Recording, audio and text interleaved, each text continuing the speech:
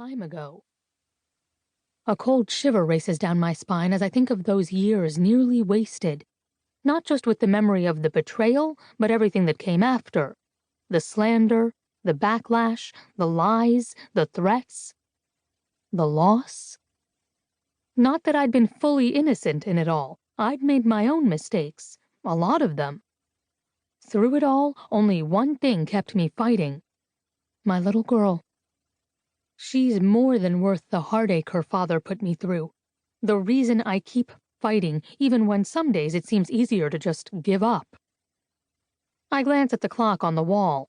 40 minutes and the bus will drop her off at the end of the long gravel driveway, and the emptiness in my chest will be filled with her giggles and smiles.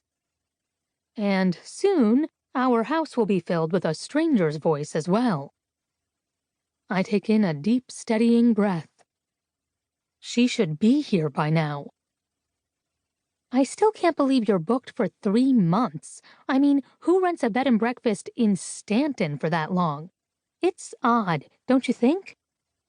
I twist my fingers together, glancing out the large bay windows. She said she needed someplace secluded, plus she paid for all 3 months up front, and a generous bonus for meal prep. I shrug, trying to play off my anxiety. Millie is right, the whole thing is odd. But I'm not in a place to question the woman's motives. I need the money. I readjust the flowers on the side table, hoping they distract a little from the meager furnishings. But Meryl, the woman who I'm expecting any moment, had seemed more concerned about the lighting in the great room than the quality of the new drapes I just bought from Walmart. This place is too big for just Cadence and me anyway. We don't even use the second floor, which contains 4 bedrooms and 2 baths. Cadence's bedroom is on the main floor next to mine. Other than mealtime, I doubt we'll even see much of the woman. It'll be nice to have someone else to cook for now that Grams is gone. Millie gives me a look that tells me she doesn't believe me. You mean it's another excuse for you to stay holed up in this place? She sighs and puts her hands on my shoulder like this is a serious issue. You, my dear, need a life outside of this house.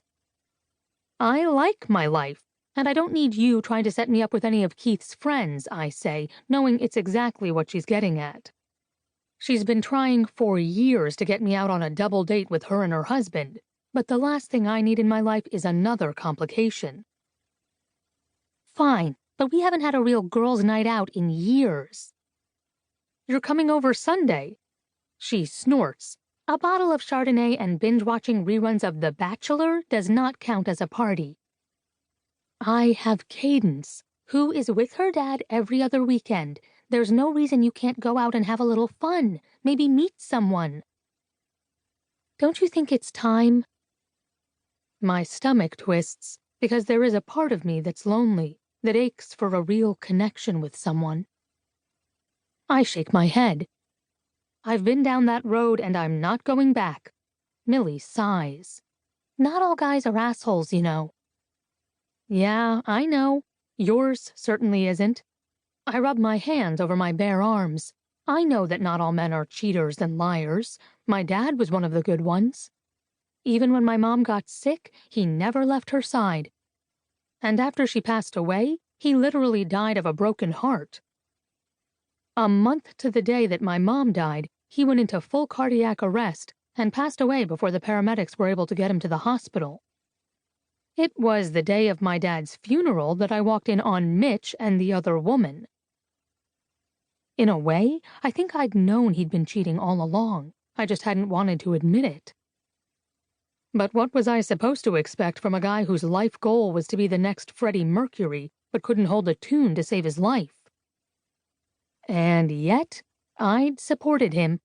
I worked 2 jobs, even 9 months pregnant, while he sat in bars and drank away every penny I made. I wanted him to be something he wasn't, to love me the way he never would. And I'd given so much of myself, all of myself, until I barely recognized the girl who stared back at me in the mirror.